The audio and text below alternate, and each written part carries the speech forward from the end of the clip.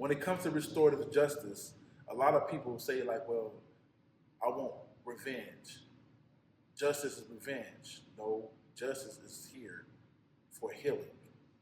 In order for you to truly repent from the pain that was caused to you or the pain that you caused to others, you got to allow yourself time to heal. My name is Marcus Weaver. I'm Deputy Director of the Community Outreach Service Center. We're located at 2515 California, downtown, right in the historic Five Points neighborhood. We operate on 5 pillars: employment, housing, peer support, building community, and basic needs. And so we work with primarily homeless folks, mainly people of color who, want to get ahead, want a resource. We have a 36-unit building that's opening up, Charity's House Apartments, that's supportive housing for folks who, make less than $26,000 and they take 30% of your income. We also have a transitional house that's a sober living house. We have several different employment programs. One that I really care about is the 48 Hours program, where we're able to work with guys on interview skills through a workshop, give them a work experience out on the floor at a warehouse. Get them forklift training, get that CDOT certification. All in 48 hours? Yeah. Oh, and wow. they also take a digital literacy class and get a free laptop with that. And all these things are ongoing and they continue to connect. But the main thing is we want people to get employment. And so we also have work with FedEx and different vendors who employ our folks right as they graduate. So it takes about 2 days. We call it 48 hours. Yep. Wow. So, but all the stuff we do is designed to uplift people, like to take people from, hey, I need work. Okay, well here, let's get you out the Pickles. Let's get you over to 48 hours. I'm looking for housing next. So let's get you into our supportive housing program. Let's get you in our transitional. Let's find you those resources. We help with IDs, social security cards, birth certificates, because we know all those things are important to access services. And kind of a lot of people get into our peer mentoring. We work on peer support. We have a group that meets every week to talk about sobriety issues. We're all peer recovery coaches, so we can help with that too. The most important part is, we're right in the community, and we're people working together to help, build a better community. So. And when the opportunity presented itself for me to get my release, they gave it to me. And I'm here right now. And the things I was doing in prison, I'm doing now. I'm a peer recovery coach, a peer navigator, and a case manager here at Community Outreach Service Center. They gave my first opportunity to get me a job. They helped me get my first apartment ever, my first car ever. Which I'm doing okay. I am. I'm at And peace. when was the release? November 29th of 2021. So we got Ray, and you have such a powerful story. I just want you to tell the folks about your story and how you got here. 26 years ago, an unfortunate event took place. A drive-by shooting happened. An innocent bystander, a 3-year-old by the name of Ezeadi Evans, lost his life.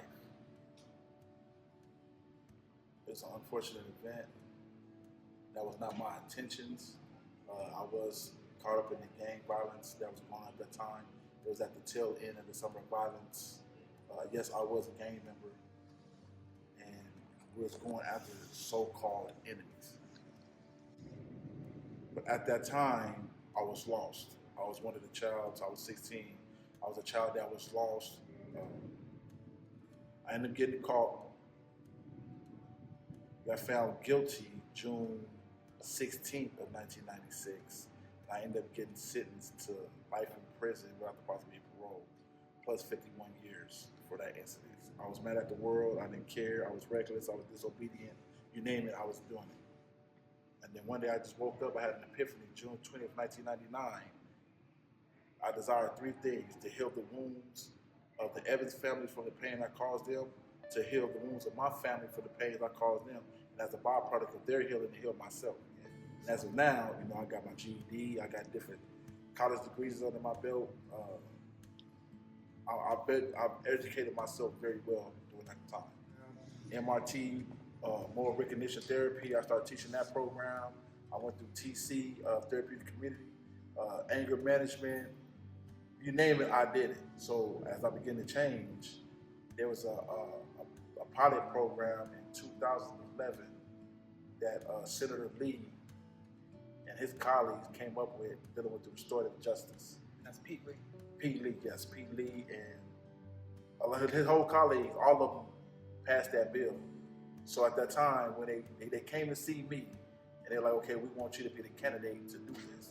But it's not going to get you out of prison. But if you really remorseful and you really want to repent of what you have done and want to heal, they suggested this process to go through.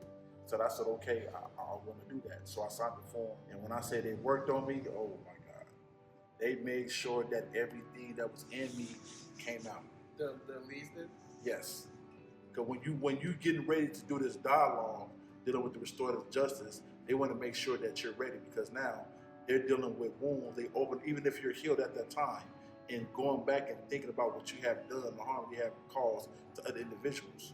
Those wounds is reopened, but it was healing at the same time, because now you understood, you identified the cause and effect of why you act the way you act and did what you did. Not to give any justification to it, but you identifying the problem. So now we can help solve the problem. So as I go through that process, it took about 12 weeks.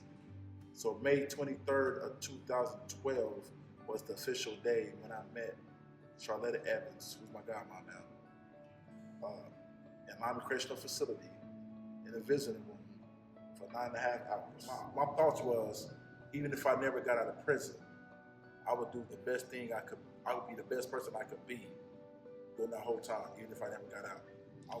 Wow. That's when I got released from prison. And that was a day that it was more, I'm gonna say it was more like a bittersweet. And the reason why I was happy, of course, I was happy to get out. But when I got out, I already lost my mom, my dad, my grandparents, my parents were gone to me. Just to emphasize, your new mom. Yes. She is the same mom of my victim's family, yeah. Victim's family. The survivor victim, yeah. She lost her son. During that time of restorative justice, she adopted me. She accepted me as her son, and it's from there. Her surviving son, his name is Calvin, my brother. He also said it was an honor for me to be his big brother, because they found that I was authentic and I was genuine in my change. So it made it easier for them to accept me, because a lot of people heard about the change, but they didn't. If you don't see it, then you really don't know. And don't look for vengeance, look for healing and justice. And you know what I love about the story the most is the themes of grace, right, and redemption. Oh, yeah. Grace, redemption, and restoration. And when I think about, so you've told it from the individual's perspective, but really it also takes the system to be designed in a way that creates a culture of care, right? Exactly. A culture of care that can bring out the human potential. Exactly. Yeah. So and that's incredible, and you know, it's kind of like you're an air traffic controller, right? Folks come in and you connect them with the resources that they need. absolutely. You know, a lot of people who are rebuilding their lives, you know, they need a place to start, and what better place to start than here?